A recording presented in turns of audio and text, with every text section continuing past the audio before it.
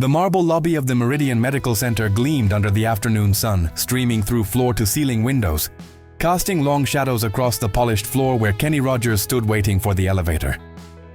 At 76, he had learned to appreciate the quiet moments between the chaos of his public life, and today's visit to see his longtime friend and physician, Dr. Michael Harrison, had provided exactly that kind of peaceful respite from his usual schedule. Kenny adjusted the collar of his simple blue shirt and glanced at his watch.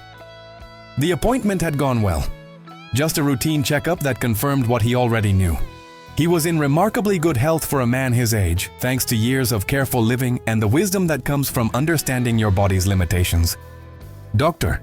Harrison had joked that Kenny had the heart of a man 20 years younger, a compliment that meant more coming from someone who had been monitoring that heart for over 3 decades.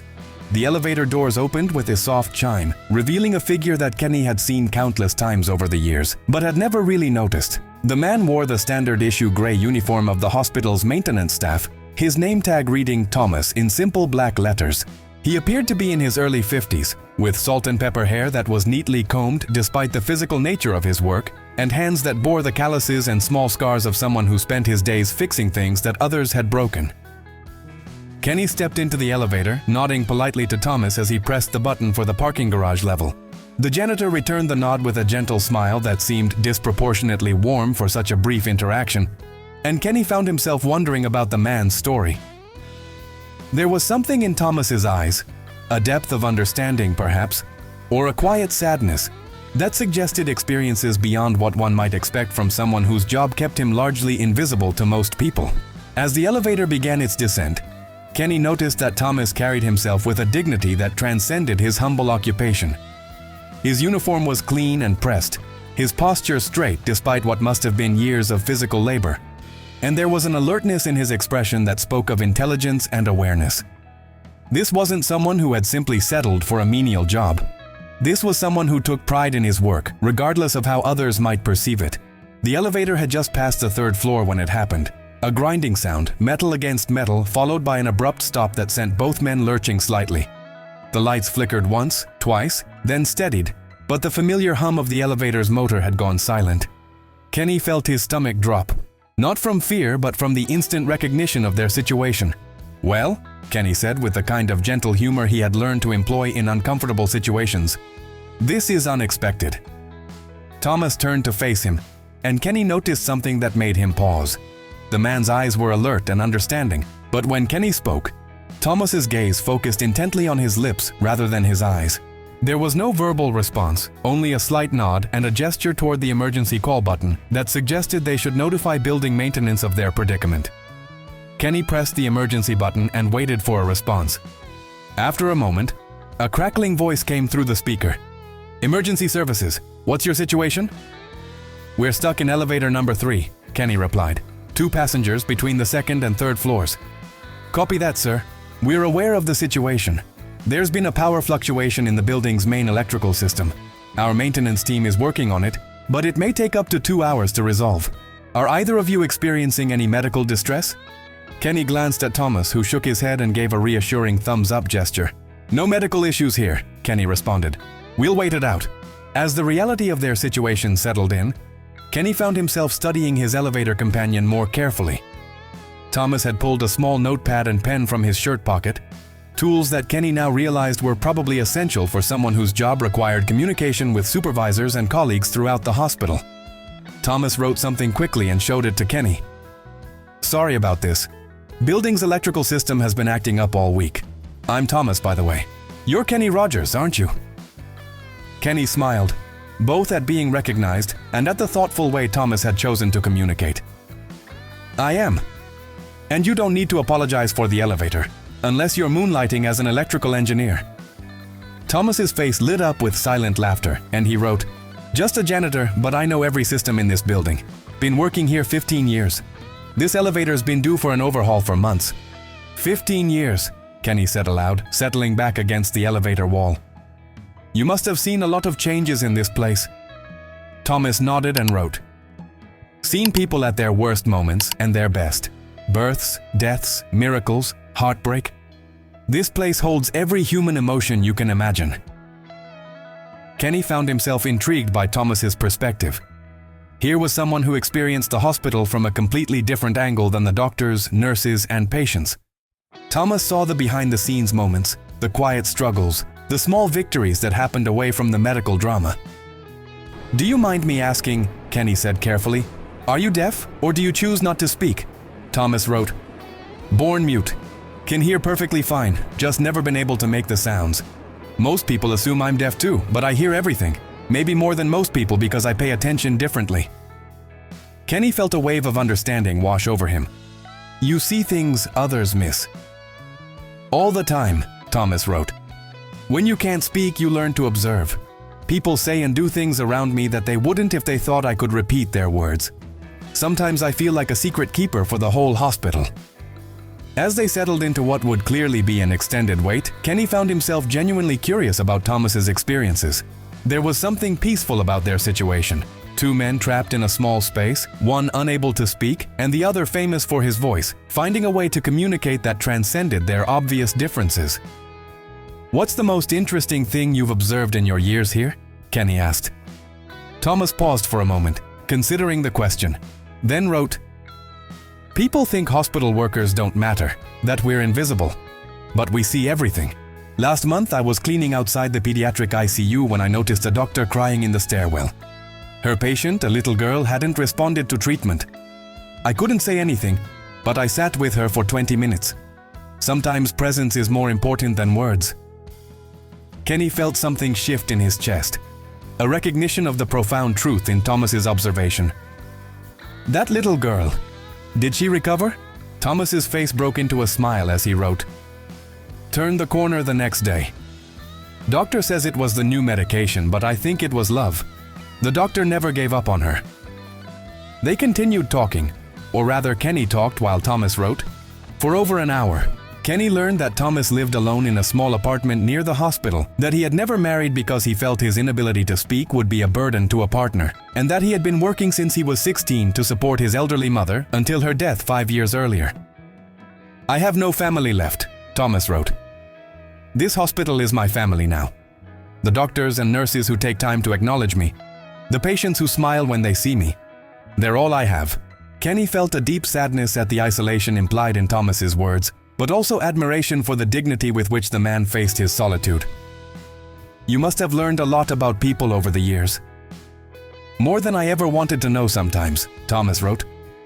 "But also more beauty than I expected. Last week I was cleaning the cardiac unit when I heard singing from one of the rooms. Elderly man, dying, singing to his wife of 60 years. She was crying, but not from sadness, from joy. They knew it was their last song together, and they were grateful for it." As Thomas shared these glimpses into the hidden life of the hospital, Kenny began to understand that he was in the presence of someone extraordinary, not because of any special talent or achievement, but because of the quiet way Thomas bore witness to human experience. He was a keeper of stories, a silent guardian who watched over the hospital's emotional landscape. "Thomas," Kenny said, "you realize you're probably one of the most important people in this building?" Thomas looked puzzled and wrote, "I clean floors and empty trash cans. How is that important?" "You do something that most people have forgotten how to do," Kenny replied. "You pay attention. You see people when they think no one is watching. You're present during moments when being alone would be unbearable." Thomas considered this for a moment, then wrote, "I never thought of it that way. I just do what feels right." It was then that Kenny noticed something that made his blood run cold. Thomas had been writing, and when he paused to think, his pen hand dropped to his side. Kenny could see that the man's left arm was pressed against his chest, and there was a fine sheen of sweat on his forehead despite the cool air in the elevator. "Thomas," Kenny said quietly, "are you feeling all right?" Thomas started to nod, then stopped. He looked down at his chest, then back at Kenny with an expression that mixed confusion with growing concern. He wrote, but his handwriting was less steady now. "Chest feels tight. Probably just stress from being stuck."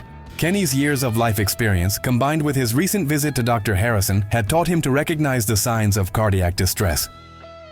"Thomas, I think you might be having a heart problem. We need to get you help immediately." Thomas shook his head and wrote, "I'm fine. Just tired." But Kenny could see that Thomas was not fine. The man's breathing had become shallow, and he was now leaning against the elevator wall for support. Kenny pressed the emergency button again. "Emergency services, this is elevator 3 again," Kenny said urgently.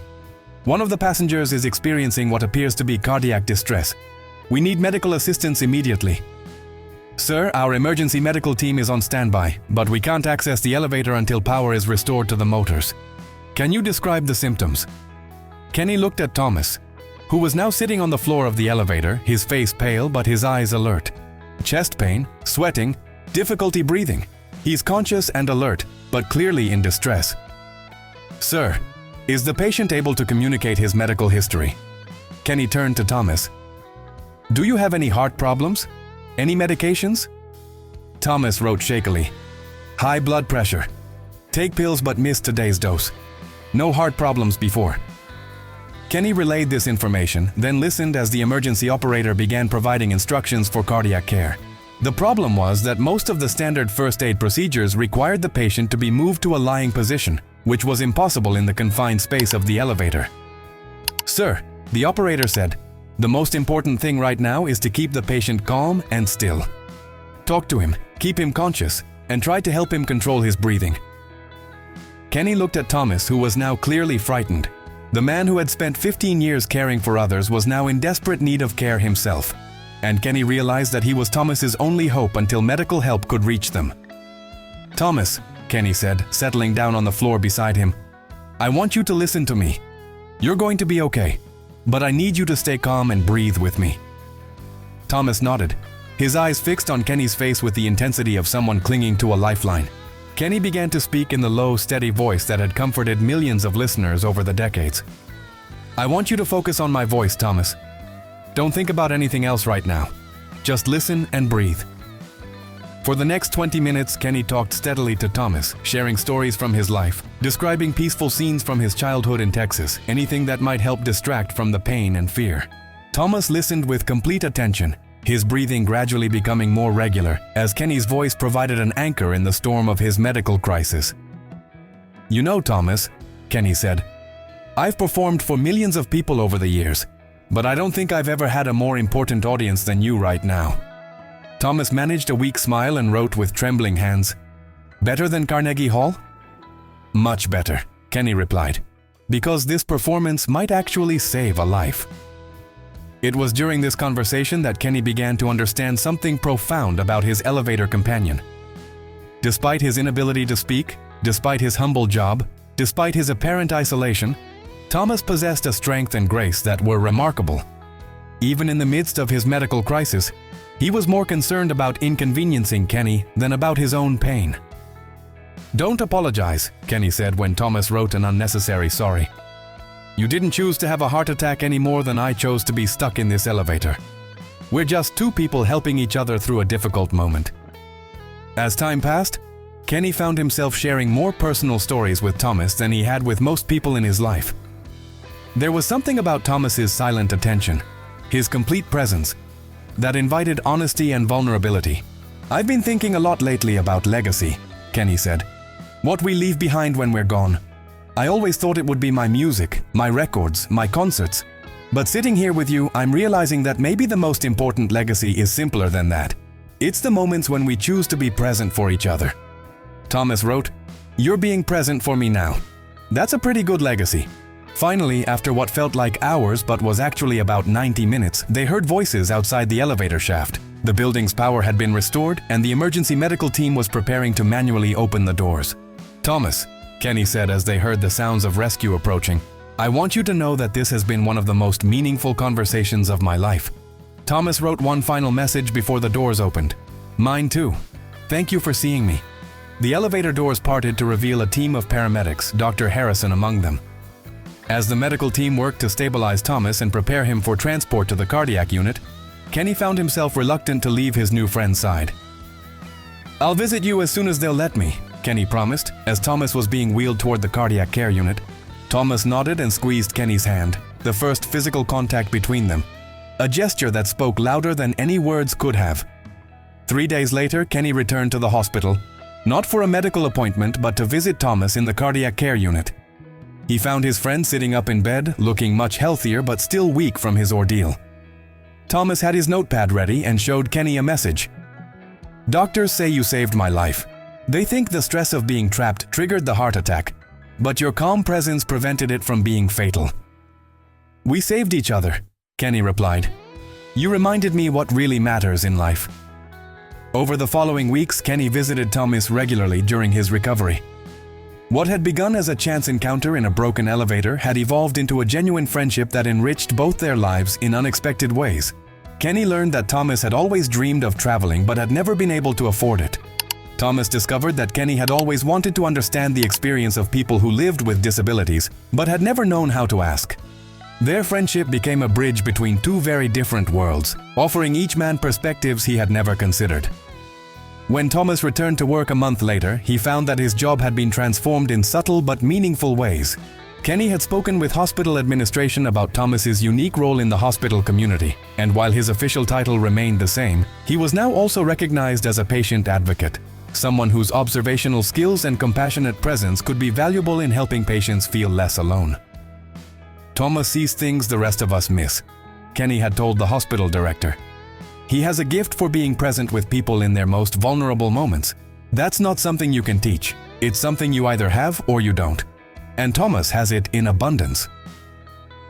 6 months after their elevator encounter, Kenny organized a special concert at the hospital, a small, intimate performance in the main atrium for patients, families, and staff. Thomas was given a place of honor in the front row, and when Kenny introduced him to the audience, he told the story of their friendship. "Sometimes the most important encounters in our lives happen in the most unexpected places," Kenny said. 6 months ago, I was trapped in an elevator with a man I had never noticed before, despite seeing him countless times. In the space of a few hours, Thomas taught me more about courage, dignity, and human connection than I had learned in decades of performing for crowds.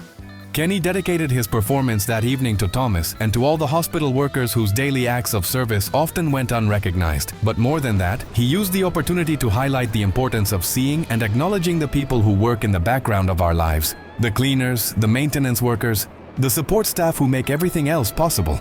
After the concert, Thomas approached Kenny with a special message written in his careful handwriting. "Thank you for helping me understand that my silence isn't a limitation. It's a different way of being present in the world. And thank you for showing me that every person's story matters, even if they can't tell it with words." Kenny felt tears in his eyes as he read Thomas's message. "You've been telling your story all along, Thomas.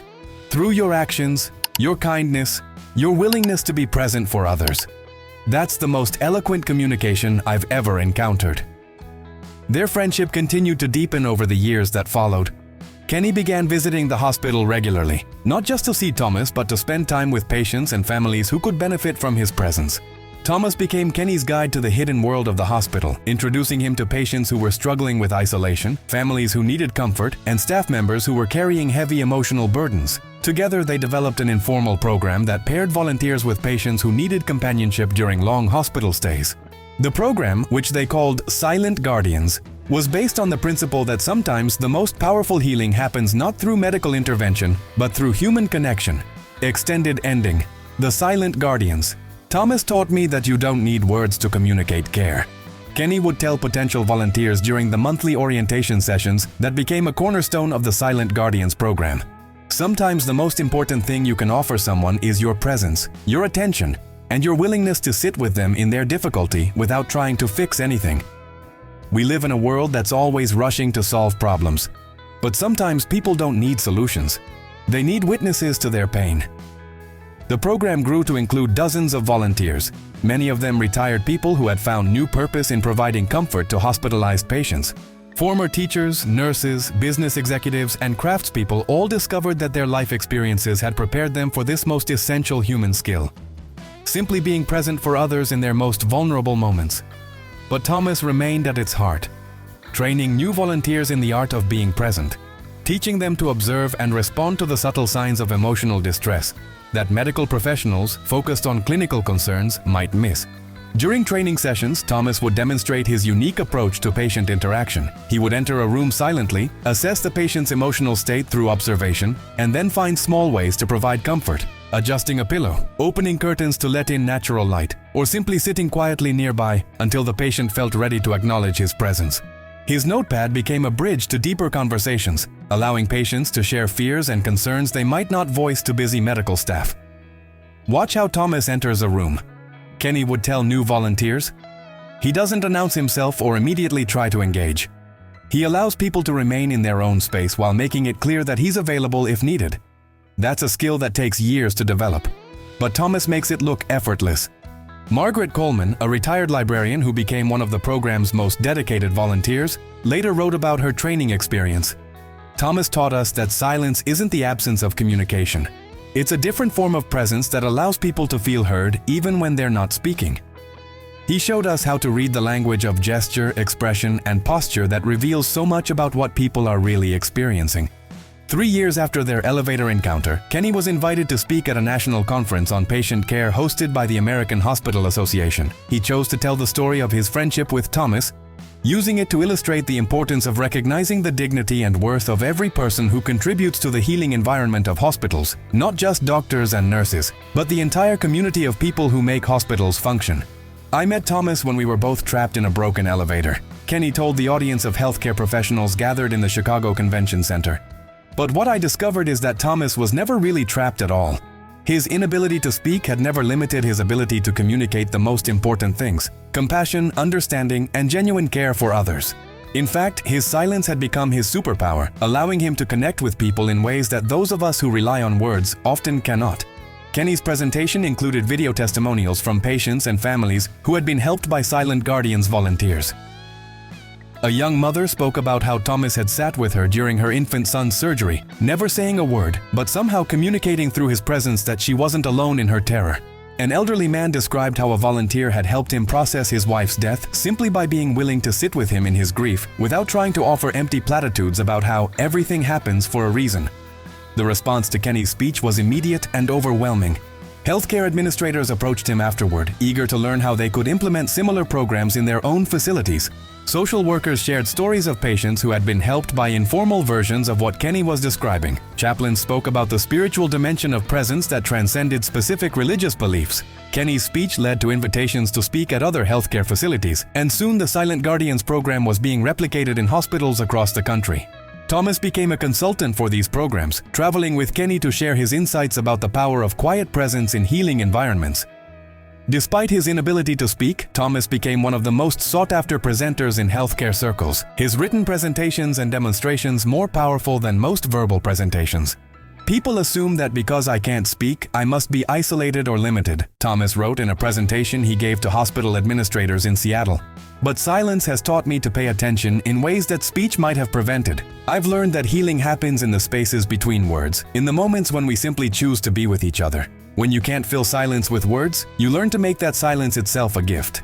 Thomas's presentations often included practical demonstrations of his approach. He would show administrators how he assessed a patient's emotional state through observation, how he used positioning and gesture to communicate availability without intrusion, and how he employed his notepad not just for basic communication, but as a tool for encouraging deeper reflection and expression from patients. Dr. Patricia Williams, Chief of Patient Experience at Seattle Children's Hospital, implemented the Silent Guardians program after attending one of Thomas's presentations. What Thomas showed us wasn't just a volunteer program, it was a completely different way of thinking about human connection in healthcare settings. His approach reminded our entire staff that healing involves more than treating symptoms. It requires attending to the whole person, including their emotional and spiritual needs. As Kenny entered his 80s, he began to reflect more deeply on the lessons Thomas had taught him about the value of presence over performance, of being overdoing.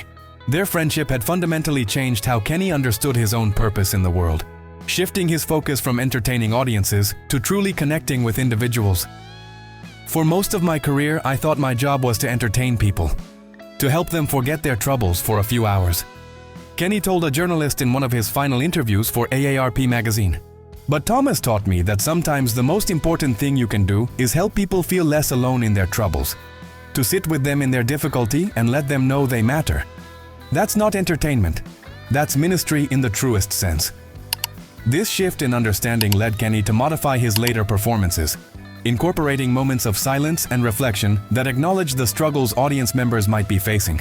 He began dedicating songs to caregivers, medical professionals, and people dealing with illness, using his platform to highlight the importance of presence and compassion in healing.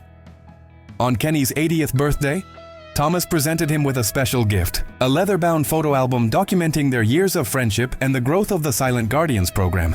The album contained photographs from hospitals across the country, letters from patients and families, and documentation of the program's expansion to international locations. The final page contained a handwritten message that captured the essence of what their relationship had meant to both men. Dear Kenny, when we met in that elevator, I thought I was just a janitor who couldn't speak, and you were a famous singer. But in the silence of that small space, we discovered that we were both just human beings capable of caring for each other. Thank you for teaching me that my quiet presence has value, and for showing me that true communication happens heart to heart, not voice to voice. The world is a better place because you chose to see me. Your friendship gave me a voice I never knew I had. Kenny kept that photo album on his nightstand for the rest of his life, often showing it to visitors as a reminder of how a chance encounter in a broken elevator had led to one of his most meaningful friendships. The album became a testament to the power of human connection to transform lives in ways that neither person could have imagined. Thomas had taught him that some of life's most important conversations happen without words, and that the most profound connections often occur between people who might seem to have nothing in common. Their friendship had proven that understanding transcends the barriers of speech, fame, social class, and circumstance when people choose to truly see each other. When Kenny passed away in 2020, Thomas was among the speakers at his memorial service at the Ryman Auditorium. Unable to speak aloud, Thomas had his message read by Dr. Sarah Martinez, the current director of the Silent Guardians program. But his presence at the podium spoke volumes about the impact of their friendship. Kenny Rogers taught me that everyone has a song to sing, even if they can't make a sound. He helped me understand that my silence wasn't an absence. It was a different kind of presence. He showed me that when we truly see each other, when we choose to be present for each other in our difficulties, we create a kind of music that doesn't need instruments or voices. Thank you, Kenny, for hearing my silent song and helping me share it with the world. Thank you for proving that friendship doesn't require perfect communication, only perfect attention to each other's humanity. The Silent Guardians program continued to flourish after Kenny's death, now operating in hundreds of hospitals worldwide and expanding to include hospices, nursing homes, and rehabilitation centers. Thomas remained involved until his own retirement at age 70, training thousands of volunteers in the art of compassionate presence. His training manual, The Art of Silent Service, became required reading in social work programs and chaplaincy training courses. The program's motto, inspired by their elevator encounter, was simple. In silence, we learn to listen. In listening, we learn to heal. This philosophy influenced not just volunteer programs but also medical education, with several nursing schools incorporating Thomas's principles into their curricula on patient communication and bedside manner. Years later, when people asked Thomas about his friendship with Kenny Rogers, he would write, "We met when we were trapped between floors, but we discovered we were really meeting between worlds. His world of words and music, my world of silence and observation. In that meeting place, we found something that neither of us could have discovered alone. The understanding that love and care don't require speech, only presence. Kenny taught me that being unable to speak didn't make me less human. It made me differently human, with unique gifts to offer." The elevator in the Meridian Medical Center was eventually replaced with a modern, more reliable system equipped with all the latest safety features and emergency communications technology. But in a gesture that moved both Kenny and Thomas to tears, the hospital installed a small bronze plaque near the new elevators that read, "In memory of the conversations that happen without words and the connections that transcend our apparent differences. Sometimes we find the most important things when we're stuck between where we've been and where we're going." Dedicated to Kenny Rogers and Thomas Williams, who showed us that healing begins with presence.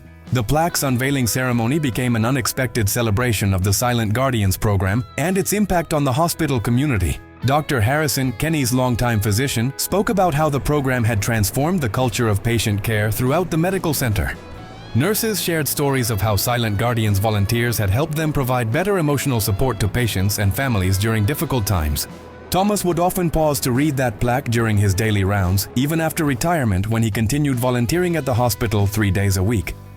He would trace the raised bronze letters with his weathered fingers, remembering the afternoon when a broken elevator had led to a friendship that changed both their lives, and how that friendship had rippled outward to touch thousands of other lives through the Silent Guardians program.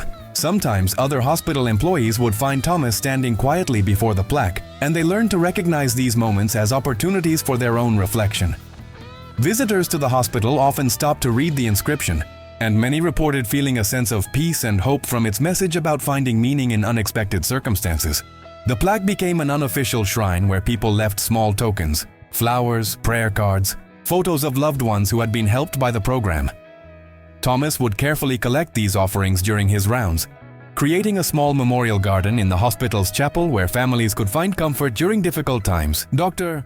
Elena Rodriguez, a young resident who had been inspired by Thomas's approach to patient care, often brought her medical students to stand before the plaque as part of their training in bedside manner. "This plaque represents everything we should aspire to as healers," she would tell them. "It reminds us that medicine is not just about fixing bodies, it's about honoring the whole person, including their need for connection and understanding." Years after Kenny's death, Thomas continued to receive visitors from around the world who wanted to learn about the Silent Guardians program.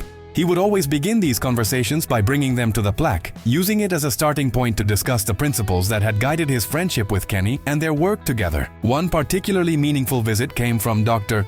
James Morrison, a physician from Scotland who had implemented a similar program in Edinburgh after reading about the Silent Guardians in a medical journal. "Thomas," he wrote in the notepad they shared, "your work with Kenny has influenced healthcare practices across the globe. That broken elevator became a bridge between continents." Thomas smiled and wrote back, "Kenny always said that the most important music travels without sound. I think he was right." As Thomas aged, he began training younger volunteers to carry on his work, passing along not just the practical skills of compassionate presence, but also the deeper philosophy that had emerged from his friendship with Kenny. His protégé, Maria Santos, a former teacher who had lost her own ability to speak due to throat cancer, became his closest collaborator in developing new training methods. "Thomas taught me that losing my voice didn't mean losing my ability to communicate," Maria would write in her own presentations to volunteer groups. "He showed me that silence can be a form of service, and that presence is often more powerful than words." On the 10th anniversary of the Silent Guardians program, the hospital organized a special celebration. Thomas, now in his 70s but still volunteering regularly, was asked to give the keynote presentation. Standing before an audience of hundreds of healthcare workers, volunteers, and patients who had been helped by the program, Thomas displayed a simple message on the large screen behind him. "Kenny and I learned that broken elevators can become sacred spaces when two people choose to see each other's humanity. We discovered that the most important conversations often happen in silence, and that healing begins not with words but with willingness. Willingness to be present, to listen without judgment, and to offer our authentic selves in service to others." The presentation continued with a slideshow of photos documenting the program's growth and impact. Images showed Silent Guardians volunteers in hospitals across 6 continents, training sessions in multiple languages, and testimonials from thousands of patients and families who had been touched by the simple gift of compassionate presence. Thomas's final slide contained a message that had become his signature philosophy. "In a world full of noise, we learn to treasure silence. In a culture obsessed with speaking, we discovered the power of listening. In a society that values doing, we found the grace of simply being." Kenny Rogers gave me a voice I never knew I had, and together we learned that the most beautiful music happens when hearts recognize each other across any divide. In the end, Kenny Rogers and Thomas had both learned the same lesson. That the most beautiful music happens when two people choose to truly hear each other, and that sometimes the most profound conversations take place in complete silence. Their story became a testament to the power of human connection to transcend any barrier, and a reminder that the most important gifts we can offer each other are often the simplest ones: our time, our attention, and our willingness to be present in each other's stories. The bronze plaque near the elevators continued to serve as a daily reminder to everyone who passed by that extraordinary friendships can begin in the most ordinary circumstances, and that the willingness to see and value each other's humanity can transform not just individual lives, but entire communities. Thomas's legacy lived on in every volunteer who learned to sit quietly with suffering, every patient who felt less alone because someone chose to be present, and every healthcare worker who remembered that healing encompasses more than medical treatment. It includes the sacred act of witnessing each other's humanity with compassion and grace.